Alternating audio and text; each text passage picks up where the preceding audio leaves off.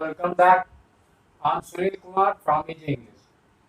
Friends, English में experience बताता है कि कुछ भी यूज करने के लिए हमें कोई वर्ड्स अगर यूज करना या कुछ भी यूज करना तो हमें ये देखना होगा कि उसको यूज कैसे कैसे किया जा सकता है।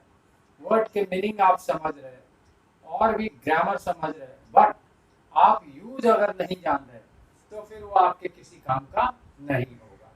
तो आइए आज आपके लिए लेकर आया हूँ बहुत ही ज़्यादा यूज होने वाले कुछ ऐसे वर्ड्स या फ्रेज टाइप के हैं जो बहुत ज़्यादा यूज किए जाते हैं बोलने में, लिखने में, या इंग्लिश को जैसे भी आप पढ़ेंगे तो वहाँ भी आपको ये मिलेगी। तो ऐसे बहुत ज़्यादा यूज होने वाले कुछ वर्ड और फ्रेजेस जो है उसको आज हम देखेंगे, उसके यूजेस को सीखेंगे और किन बातों का ध्यान रखने से उनके करेक्ट यूजेस होंगे, कौन सी सावधानी रखनी होगी ताकि उनके यूज में कोई गलती ना हो जाए, है ना, एरर ना हो जाए। तो इस लिहाज से ये डिस्कशन आपके लिए बहुत इम्पोर्टेंट होने वाला है कॉम्पिटिटिव एग्जाम्स के लिए जो तैयारी कर रहे हैं उनके लिए। तो आइए without wasting any moment let's get started. तो आज मैंने लिखा है, आप देख सकते हैं, usages of due, due to. और ड्यू और ड्यू टू दोनों दो चीजें, इनके यूजेज अलग अलग है, कैसे वो देखेंगे। फिर है ओइंग टू, है ना, आप समझ रहे हैं कितना कंफ्यूजिंग है। ड्यू टू, ओइंग टू बहुत कंफ्यूज करता है। सर्टेन, श्योर, बाउंड, कॉन्फिडेंट कि क्या अर्थ है, इनके यूजेस कैसे कैसे होंगे। तो सबसे पहले हम देखेंगे फर्स्ट वर्ड है ड्यू। ड्यू एक एडजेक्टिव, राइट। ग्रामर में पार्ट्स ऑफ स्पीच के हिसाब से जब देखा गया तो ड्यू क्या है, एडजेक्टिव है। और ड्यू का एक अर्थ होता है बाकी, समय क्या है, कोई समय बाकी है, कुछ समय बाकी है, ऐसा अर्थ देने के लिए ड्यू का यूज किया जाता है। जैसे कि एग्जांपल है the match is due to start in 10 minutes. क्या मतलब, मैच जो है शुरू होने में 10 मिनट बाकी है, right. Due to start, due के बाद टू जोड़ V1, ठीक है। तो ये इस तरह का यूज है जो बताता है कि किसी भी काम के होने में, है ना, आपका कुछ समय बाकी है, ये सेंस देता है ड्यू। ड्यू का एक दूसरा बहुत अच्छा सेंस है, वो है तय या निर्धारित समय, है ना, शेड्यूल्ड टाइम। किसी चीज के होने का जो निर्धारित समय होता है, किसी ट्रेन का, प्लेन का, कुछ इस तरह के और भी हमारे काम करने का कई बार, तो जो शेड्यूल्ड टाइम, निर्धारित समय, उस अर्थ में भी ड्यू का अर्थ यूज किया जाता है। जैसे our plane was due at 10, क्या मतलब, हमारे प्लेन यानी हम लोग को जिस प्लेन पे सवार होना, ठीक है, होना था, वो उसका निर्धारित समय कितना बजे, 10 बजे, निर्धारित समय 10 बजे, राइट। फिर आपका है तीसरा एक और बड़ा मजेदार अर्थ है ड्यू का, उसका मतलब होता है बकाया, ठीक है। बकाया के सेंस में डेट, कर्जा बकाया होता है ना, कोई राशि बकाया होती है, अमाउंट बकाया होता है, उस सेंस में भी आप ड्यू बोलते हैं, बहुत ज्यादा यूज करते हैं हम लोग। मोरल सेंस में भी कुछ बकाया, कुछ देना था मॉरली या मिलना था मॉरली, वो अभी तक नहीं मिला, इस अर्थ में भी ड्यू का यूज किया जाता है। कैसे, दो खूबसूरत सेंटेंसेस है। पहला ही फुल वीक्स पे इज ड्यू, क्या अर्थ निकला कि उसके पूरे सप्ताह का जो पे है वो बकाया है, मिला नहीं, बकाया मतलब ये। फिर उसके बाद है she finally got the recognition she was due, यानी नैतिक रूप से उसे मान्यता जो मिलनी चाहिए, जो पहचान मिलनी चाहिए, वो उसे मिली, जिसकी वो हकदार, जो पहचान उसका बकाया था, मॉरली उसका बकाया था, राइट। तो मॉरल सेंस में भी कुछ बकाया है, उस सेंस में भी ड्यू का यूज किया जा सकता है। चौथा एक और अच्छा अर्थ है निर्धारित या उचित प्रक्रिया के द्वारा, है ना, एप्रोप्रिएट प्रोसीजर, किसी काम को कैसे कैसे करना है उसके जो तयशुदा तौर तरीके, जो प्रक्रिया, उसी के द्वारा। तो वहां भी आप बोलते हैं ड्यू। जैसे विद ऑल ड्यू रेस्पेक्ट, यानी रेस्पेक्ट देने के जो निर्धारित तौर तरीके, ये सब हम लोग यूज किए हुए नीचे स्कूल वगैरह में खासकर, या और कॉलेज में एप्लीकेशन वगैरह जब हम लिखते होंगे तो याद आ गया, हम लोग यूज करते थे इस तरह के।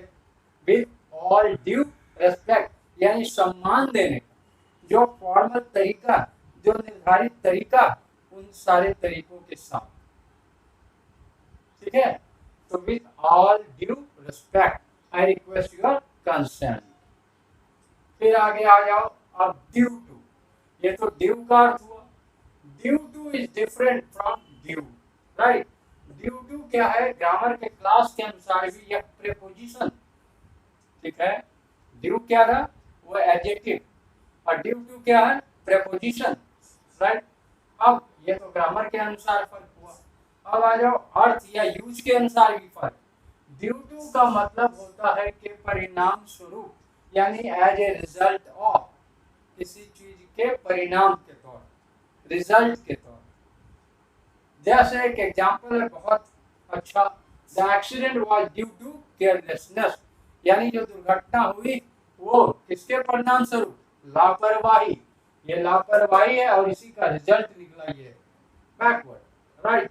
ये बैकवर्ड जा रहा है, आगे आ गया घटना, कारण, रिजल्ट हो गया पीछे, ठीक है। अब ड्यू टू के साथ एक ध्यान रखना है, कई बार इस तरह के देखे जा चुके।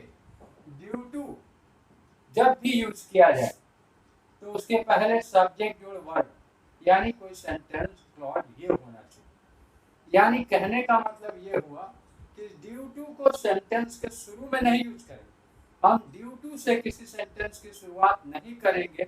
According to traditional grammar this is incorrect use और रॉन्ग यूज, इसको रॉन्ग माना जाता है। हालांकि आप बोलने में तो आप लिबर्टी लेते रहते हैं, आपने सुना होगा, बट यहाँ जब हम लोग बात करें तो हम लोग बात करें स्ट्रिक्टली ग्रामर को फॉलो करें, राइट।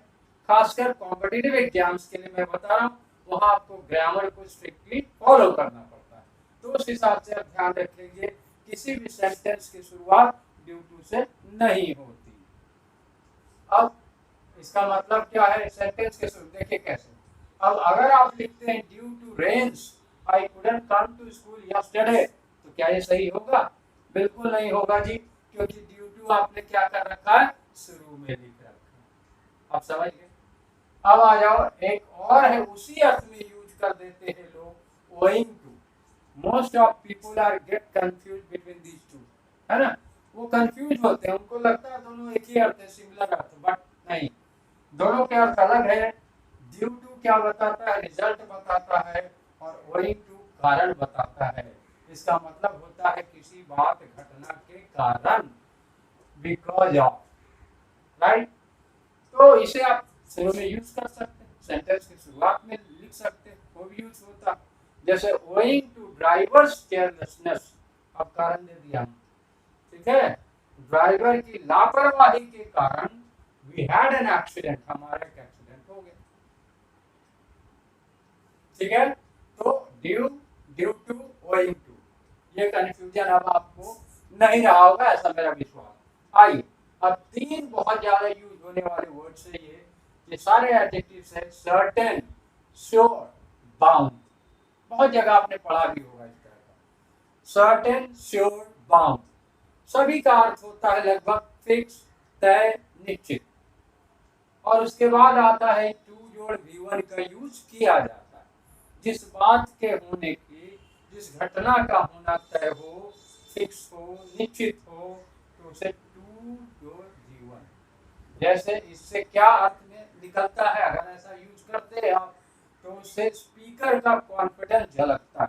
यानी स्पीकर इस बात के, जो V1 से बताएंगे, इस घटना के लिए निश्चित है, कॉन्फिडेंट।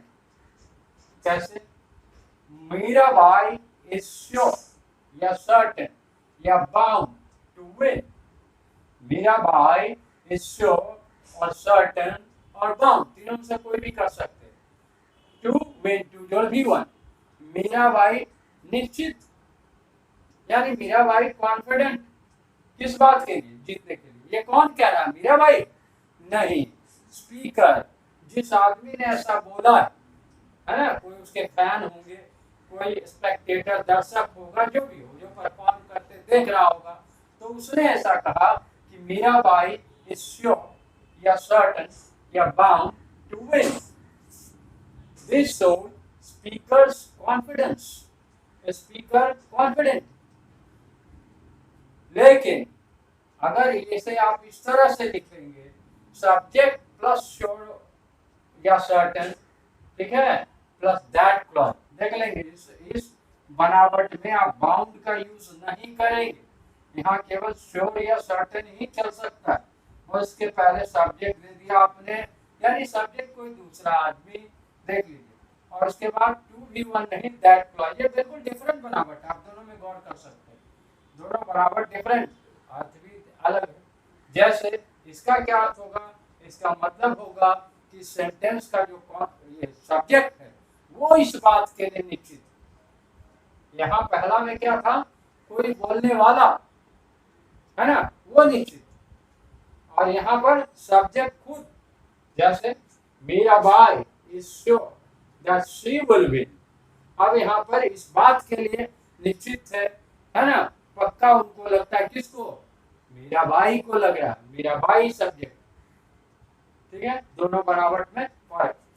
फिर आ जाओ, एक और यूज है, श्योर, सर्टेन, बाउंड के बाद आप ऑफ का भी यूज कर सकते हैं प्रीपोजिशन का, और जैसे प्रीपोजिशन का यूज होगा तो आप तो जानते हैं कि preposition is always followed by noun, pronoun और जेरंड। जेरंड भी एक नाउन है, तो इस बनावट को फॉलो करना होगा। जैसे Mirabai is sure of winning, इसी बात को आप लिख सकते हैं, दोनों का एक ही अर्थ होगा। Mirabai is sure that she will win, या आप कह सकते हैं Mirabai is sure of winning. अब एक है आपका बाउंड टू। बाउंड टू का मतलब क्या होता है? वो भी होता है फिक्स, निश्चित, सर्टेन, और तब V1, यानी यहाँ इसका अर्थ निकलेगा सब्जेक्ट का कर्तव्य। एक तो निश्चित का सेंस हुआ, और ऐसा बाउंड टू जो V1 का एक और अर्थ होता है कि जो सब्जेक्ट है उसका ऑब्लिगेशन है, उसकी ड्यूटी है। क्या? जैसे according to the contract we are bound to pay, यानी हम लोगों का जो कॉन्ट्रैक्ट हुआ था किसी के साथ, उसके अनुसार हमारा यह कर्तव्य बनता है पेमेंट करना। हमारी बात समझ, या हम लोग बाध्य हैं कि पेमेंट करें, यह संसार है। तो आप देख रहे हैं कि ये वर्ड्स आपके लिए कितने ज्यादा उपयोगी साबित होने वाले हैं। आप रोजमर्रा की जिंदगी में कहीं इंग्लिश कुछ पढ़ रहे हैं, सुन रहे हैं, या बोलने की जरूरत पड़ेगी, आप आसानी से इन सारे शब्दों का खूब इस्तेमाल कर सकते हैं, और अब तो आप बेहतर इस्तेमाल कर सकते हैं, क्योंकि now you have clear cut idea about their uses.